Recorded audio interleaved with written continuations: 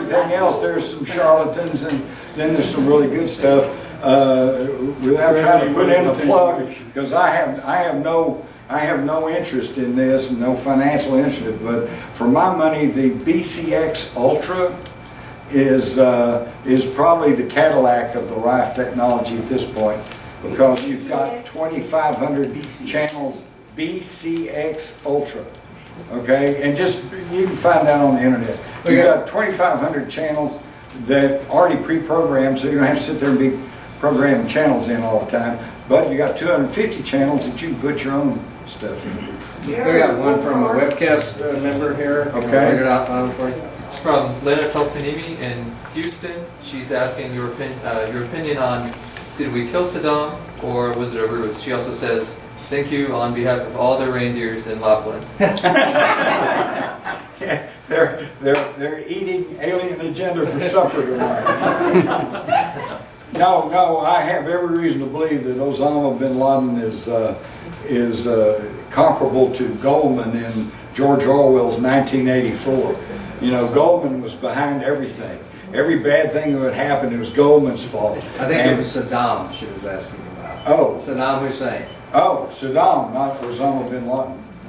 Well, all I can tell you about Saddam is that he may very well be sipping Mai Tais over on the beach there with Timothy McVeigh and others, because we're told they're dead, but yet we know that we have such a thing as the Federal Witness Protection Program, and then give you an entirely new identity that's perfectly valid. You got a passport, you got a driver's license, you can start a bank account, you can do anything under another name, and unless you talk, nobody's ever going to know.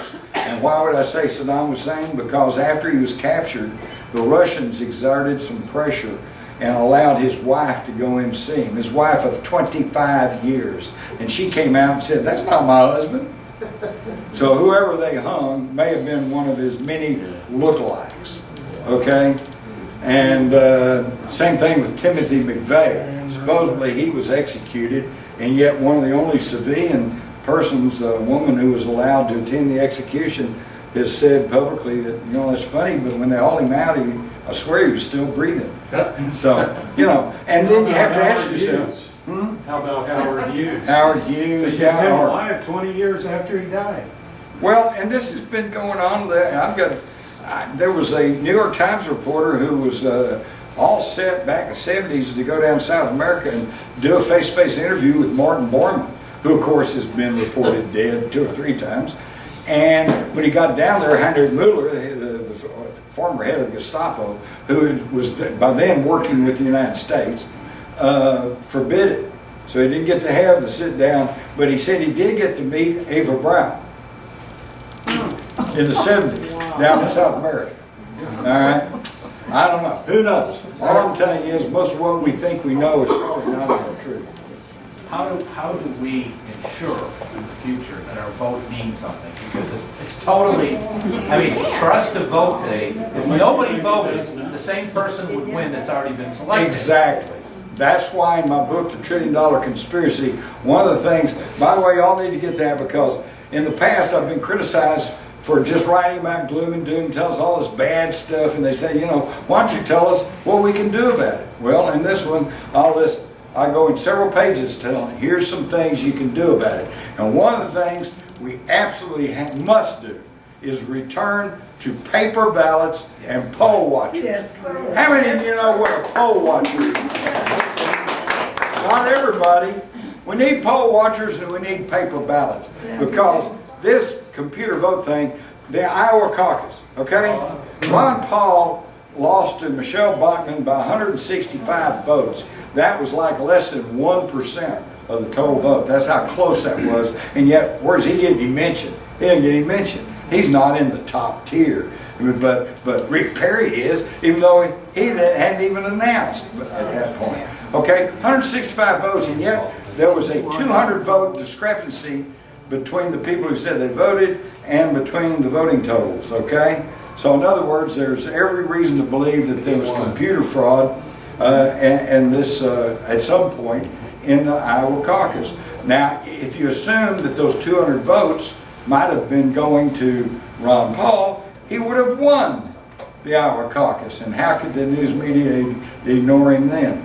So yeah, this computer voting fraud is totally confirmed, has been documented. A lot of those machines have been outlawed in various states where people have fought it, but it's time for a national movement to say enough. Paper ballots. Yes, it may be slow, it may be inefficient, but by God, you can go back and count the paper ballots. There's an auditor. We just have time for one more question. Then we're gonna let Jim go to the back and sign books. And those of you who would like one that didn't get a chance before the meeting can go ahead and pick a book up back at the back. Take whoever you want, Jim. Linda Howell was on Coast to Coast the other night, and she, talking to JPL, said that the comet element was just of little or no consequence. And I was just curious. Right, thank you for bringing that up. I mentioned that earlier, but I would strongly encourage everyone listening to me and you folks here to go start surfing around and look at all the material you can find about this comet element. Now, the comet itself may be exactly what they say, just a comet, but there's issues connected to that, plus there seems to be some bodies coming in associated with element, which they're not talking about. There are portions of space that are being blacked out on Google Sky and other things. Why? What do they not want us to see up there? And when you put the whole thing together, when you take the controversy and when you take the fact that JPL, NASA, which some wags have said stands for never a straight answer, we know that they've doctored photographs and that they've kept information from people. And then when you consider, let's just consider this as a what if.